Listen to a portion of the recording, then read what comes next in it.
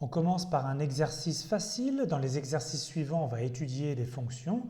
Et la première chose à faire, ce sera de déterminer le domaine de définition de la fonction, c'est-à-dire là où l'expression f de x est bien définie. Alors on va faire ça sur 4 exemples assez faciles.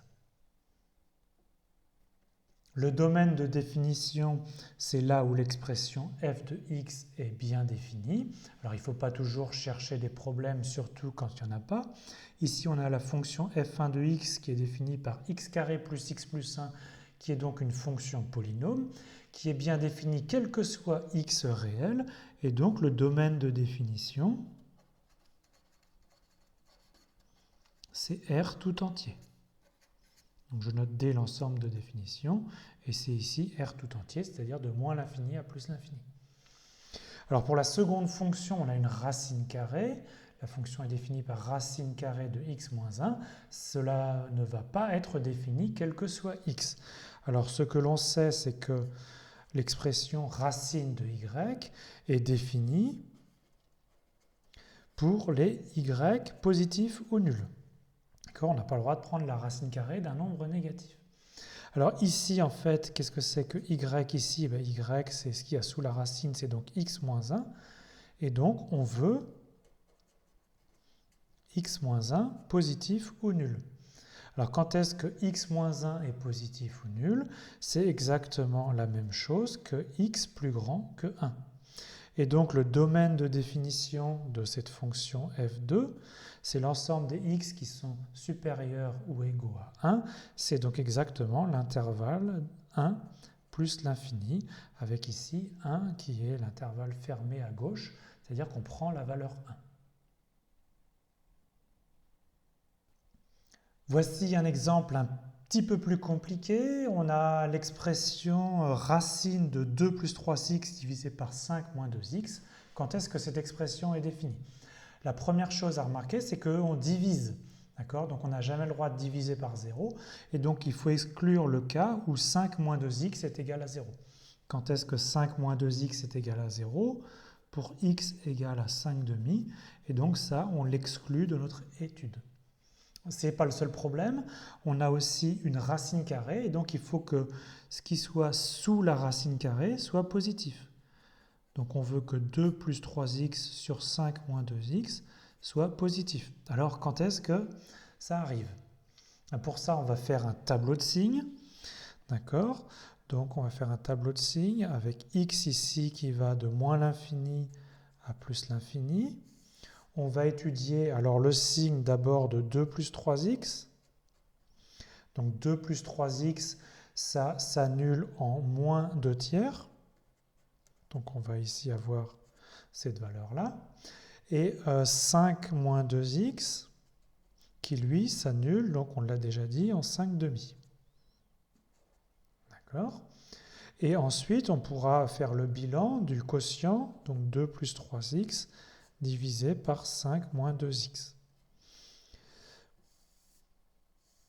Donc voici le tableau de signes qu'on va maintenant compléter. Donc on commence par 2 plus 3x. On a dit que ça s'annule en moins 2 tiers. Si on est au-delà de moins 2 tiers, c'est positif. D'accord? Ça reste positif tout le temps. Et avant, c'est négatif. Pour 5 moins 2x, si x est très grand, 5 moins 2x est négatif.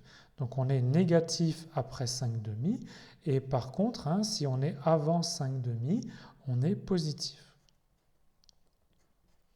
D'accord? Donc on a rempli le signe pour le numérateur et le dénominateur. Maintenant, avec la règle des signes, on va calculer le signe de cette fraction. Alors déjà, on a dit qu'on n'avait pas le droit de diviser par 0. Donc ici, on exclut la valeur 5 demi. Si on est au-dessus de 5 demi, on divise par une expression positive par une expression négative. Plus divisé par moins, ça fait moins. D'accord? C'est comme la multiplication. Plus fois moins, ça fait moins. Ici, entre moins 2 tiers et 5 demi, les deux expressions au numérateur et au dénominateur en haut et en bas sont positives, et donc le quotient est positif. En moins 2 tiers, alors en moins 2 tiers, le numérateur vaut 0. Donc ici, ça vaut 0. Et si on est inférieur à moins 2 tiers, alors on a négatif divisé par positif, ça fait négatif. Alors au passage, il y a un cas qu'on n'a pas vu, c'est négatif divisé par négatif, on n'en a pas eu besoin, mais négatif divisé par négatif, c'est un résultat positif. Hein, moins par moins, ça fait plus, c'est la même chose. Donc nous, ce qu'on voulait, je vous rappelle, c'est qu'on veut que la fraction, l'expression ici, soit positive, et donc on doit être compris entre moins 2 tiers et 5 demi. Alors maintenant, on fait attention aux extrémités. On a le droit ici que cette fraction soit nulle, donc on va autoriser la valeur moins 2 tiers. Par contre, on n'a pas le droit de diviser par 0, et donc on a dit on exclut la valeur 5 demi. Donc la solution, le domaine de définition, c'est l'intervalle moins 2 tiers 5 demi. On a dit on autorise la valeur moins 2 tiers, donc c'est fermé à gauche. On exclut la valeur 5 demi, c'est ouvert à droite. Dernier exemple avec la fonction définie par log de 4x plus 3. Donc ln, ici ça désigne la fonction logarithme, et plus précisément ici le logarithme népérien.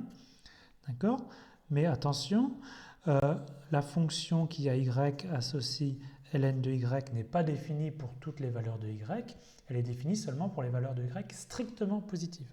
Donc le domaine de définition de cette fonction-là, c'est l'intervalle 0 plus l'infini avec 0 exclu, parce qu'on veut y strictement positif. Maintenant, nous, ce qui nous intéresse, c'est le domaine de définition de l'expression log de 4x plus 3. Eh bien, ici, y, ici, ça correspond à 4x plus 3. Et donc, on veut que y soit strictement positif. Alors, quand est-ce que 4x plus 3 s'annule ? 4x plus 3 s'annule en x égale à moins 3 quarts. D'accord ? Et si on est au-delà de moins 3 quarts, 4x plus 3 est strictement positif. Donc quand est-ce que y est positif? C'est la même chose que dire que x doit être plus grand que moins 3 quarts. Donc pour x plus grand que moins 3 quarts, y est positif, et donc notre fonction log de 4x plus 3 est bien définie. Et donc le domaine de définition de notre fonction originale, c'est l'intervalle moins 3 quarts plus l'infini. Alors bien sûr, ouvert en plus l'infini, mais attention aussi, ouvert en moins 3 quarts, la fonction n'y est pas définie.